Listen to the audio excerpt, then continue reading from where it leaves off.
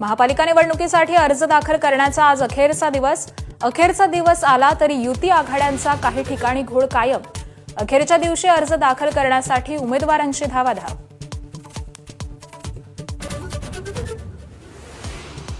मुंबई ठाण्यात महायुतीचा जागा वाटपाचा तिढा सुटला। मुंबईत शिवसेना 90 जागा तर भाजप 137 जागा लढणार।